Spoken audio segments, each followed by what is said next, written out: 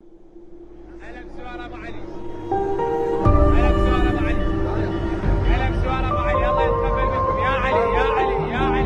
name is Salam, and I was born in the US, and 10 years ago I accepted Islam, and 9 years ago I accepted the Tashayyu, which is Shia Islam, and about 4 years ago, due to many different reasons, my wife and I left the United States permanently, and currently we live in the Islamic Republic of Iran, and my background is in journalism, and currently I'm the editor-in-chief of masirpress.org. I was born in the U.S. state of New York, but I spent most, I think, of my life in the U.S. in California. The fake plastic so-called paradise, more like a jail disguised as a paradise. You were born in California, you lived there. Ease of living that part of the world with a lot of, let's say, technology, so-called first world, and so on. And nowadays you're walking in the path of Arba'in. Interesting. Why? Well, this is where the thirst of the heart is really fulfilled. People who live in such a place think that buying Lamborghini or Ferrari or living on all these houses makes them happy. I know firsthand that it's not. And it's not just my own personal experience, but various Zionist media outlets like the New York Times did their own research on it. And the highest amounts of antidepressant use is actually in the Western world, especially among unmarried women in their 40s. Women who thought that climbing some empty corporate ladder, being a slave of some corporation, is the end-all be-all to life. At the end of their life, they have some piece of paper saying that maybe they were the manager of something, or maybe even CEO.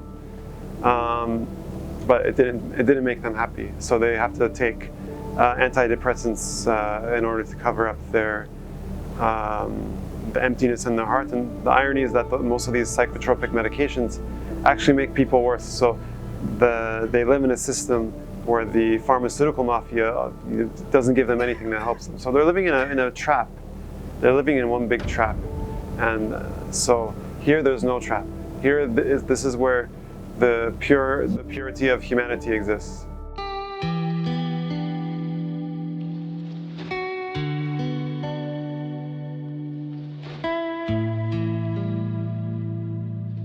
Actually, something came to my mind about California specifically, and especially in the last few recent years. California has become a big haven for homeless people, and some homeless people are homeless because of the very the riba-based banking system, or usury-based banking system. But some people are homeless because of drug and alcohol problems, which is also something that is something that is caused by the U.S. government, because they're the biggest drug dealers in the world. The CIA, NATO, the Mossad, and the Jewish mafia are the biggest drug dealers in the world. So they ruin people's lives, and many of these people, they become homeless. And because of the drugs, they become schizophrenic, they have psychosis and everything like that. So they become crazy and violent towards people. And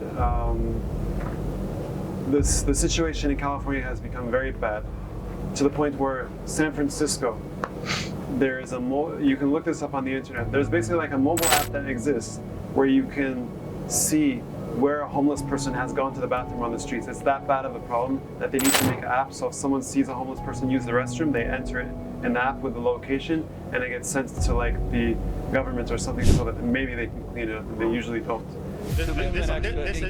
This is a map of San Francisco. There's a lot of plots on that. You may be asking, what is that plotting?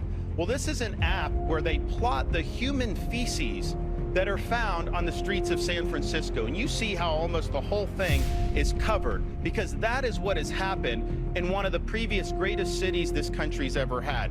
Human feces is now a fact of life. So, San Francisco has just become one giant toilet. That's the behesh that many people think, or that's the heaven that many people think is like the heaven on earth, but it really, and that's just the physical filth. We're talking, forget about the spiritual filth, with San Francisco being the LGBT capital of America, targeting little children with very explicit and disgusting sexuality and homosexuality, showing horrible images to children as young as 4 years old.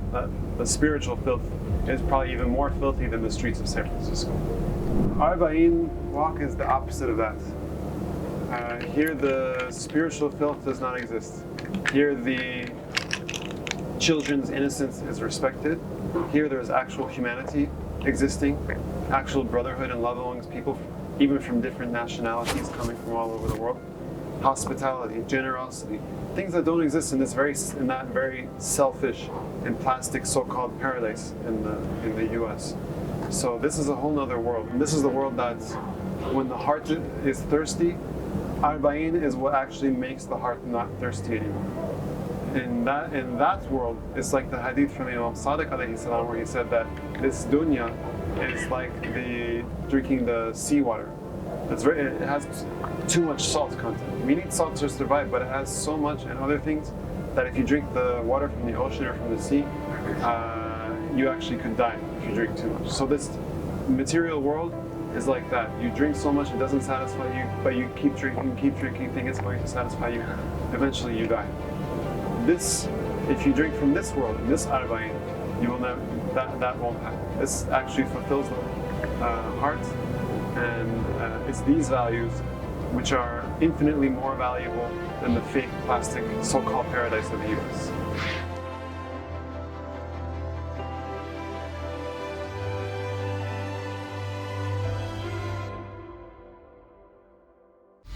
Masaf International Institute. Uncovering the truth.